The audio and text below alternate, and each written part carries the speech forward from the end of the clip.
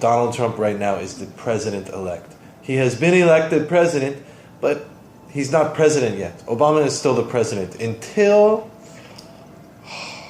is it January or February? I think it's the first week of February. I'm not sure about the exact date, but the important thing is the name for that day is called Inauguration Day. Inauguration. So to inaugurate is a verb. Inauguration is a noun. Inauguration Day is the day where Trump will go. Usually, it's outside in front of the Capitol building, whatever. And there's a big crowd, and I don't know. Maybe it is the Chief Justice. I will talk about that in a second. Swears him in. He is sworn into office. Maybe he will put his hand on the Bible. Maybe it's not the Bible. Maybe it's Constitution or probably Bible. I think it might not be though. I'm not sure. And he will take his oath, his promise, to swear, to make an oath, to promise. These are all similar words. He will swear to protect the Constitution, to serve the country well, blah, blah, blah, blah, blah. That is Inauguration Day. Even I remember when I was in elementary school, Inauguration Day, you kind of stop class and you watch it on the TV. That is Inauguration Day. I've never really heard that word used except for president. Maybe you can inaugurate some congressman or some governor, but just I never saw it used that way. Usually, especially Inauguration Day, that's the president. And usually, I only see that word used with the president. Inauguration Day. And actually, so between last month, Election Day, and Inauguration Day, the period we are in right now, you will have the president-elect, the guy who will become president, and then you will also have the current president, Obama, and there's a name in that period called the lame duck president. Lame duck president means you're almost finished. In Korean use that word. Lame duck? Yeah. Okay. Well, we use it only the president's suppose rate was low, so we said, if he had a 3 years or 4 years, but he had a low approval rating, low approval rating, low what? Low support. Yeah. And people like low approval rating. Approval rate.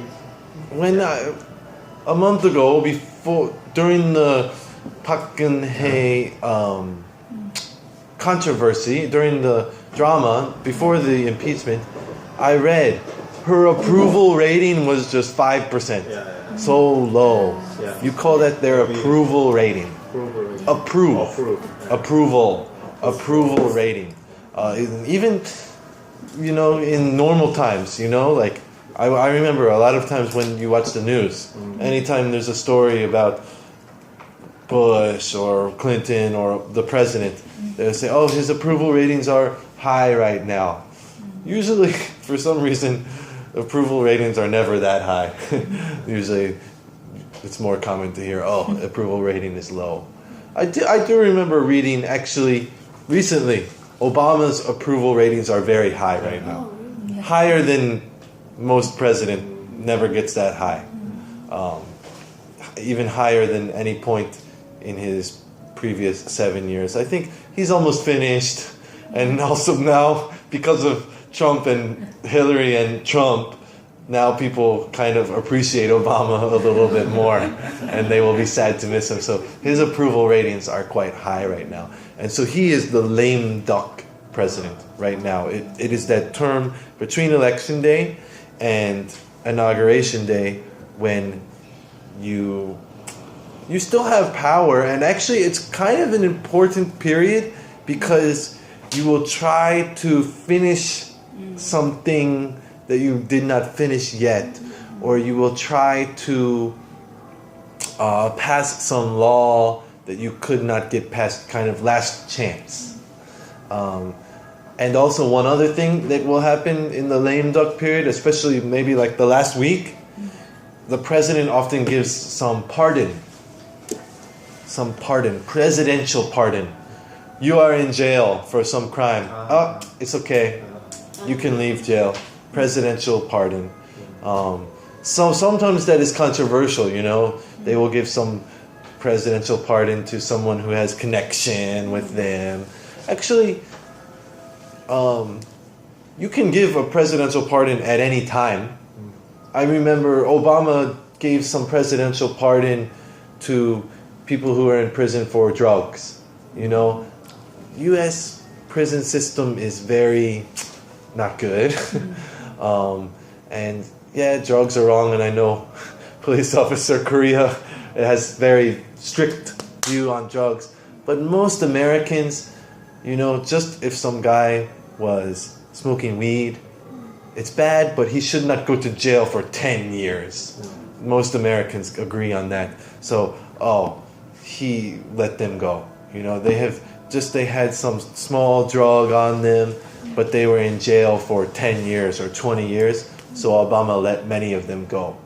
And some people might not like that, but actually most people supported that because they are in jail for, it's just the punishment was too harsh, and also too many people in prison. So the U.S. prison system really not good. So many. I heard that America has most population criminal. 5% of the world's no, not 5%. 6 billion 400. Yeah, something like 5% of the world's population, but 25% of the world's prison population. Do you understand? The USA is like world population, maybe less than 5%, maybe 4%, 6.3 billion, 6.4 billion. United States population is what? 340? Like 5% actually. Like 5% of the world's population lives in the United States. But something like 25% of the world's prison population lives in the United States. Just too many people are in prison. There are many documentaries you can watch. I recently watched one, very interesting one. It was just called The 13th. Talking about the 13th Amendment. It was all about the prison population and racial blah blah blah. Actually, I really don't like it. The U.S. prison population, and so many other countries are better, you know. So it's really big problem. What was I saying? So lame duck present. Yeah, sorry. Number 2, jeopardize. To put something in jeopardy. Jeopardy is the noun. Jeopardize is the verb. So jeopardy kind of means it's in if it's in jeopardy, it's in danger. To jeopardize something means to put something into danger. To put something into a situation where you might lose it, it might be harmed, it might fail. Maybe our company is considering moving overseas, and it's a really big decision, and I am the president and I choose not to do it. I don't want to jeopardize our company's future. This is too big of a decision, blah, blah, blah, blah. I don't want to jeopardize our relationship. People might, boyfriend and girlfriend might talk about, I will not move to, let's not move to another country or something. It is too dangerous. I don't want to jeopardize our relationship, blah, blah, blah. To put that in danger, you know, to make it into a situation where it can be harmed or lost. Number 3, contentious. I really am struggling to think of a difference between contentious and controversial. So basically, same as controversial. I'm trying to think, how is contentious different than controversial? Very, very similar. Controversial. If you know the word controversial, I'm assuming you know the word controversial. Maybe you don't. It makes people argue. It makes people fight. People have really strong feelings about that. Contentious, controversial. Very similar. If I had to say the difference, controversial just means it's very controversial. Many people think this side, many people think this side. Contentious even sounds a little bit more like fighting about it or arguing about it. Very similar. The example sentence says, politics and economics are two contentious topics we never talk about at the dinner table, right? Because people will start arguing about it. Number 4, staunch. Very loyal and committed and not giving up. Staunch. Actually, when I saw this word, the first thing I thought about was Paksamo. You know. Paksamo. Yeah. They are her staunch supporters. That is perfect example. They are not giving up. They are very loyal. Like that. That is kind of the perfect example. I don't really know. Just I saw on the news. So I said, oh, what's Paksam? And number 5, reprieve. Reprieve kind of just means stopping something, canceling something, or even more postponing something. If it is a reprieve, it sounds like it is stopping, but it might come back later, right?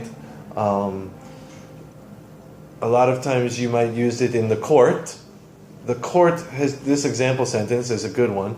The court has decided to grant a reprieve on Jack's punishment as they found him not guilty. So they're taking away that punishment. But if he gets in trouble again, maybe he will get that punishment. A lot of times they might put him on probation, meaning we will not give you this punishment, but we are watching you. And the second something bad happens, you have that punishment again. Reprieve.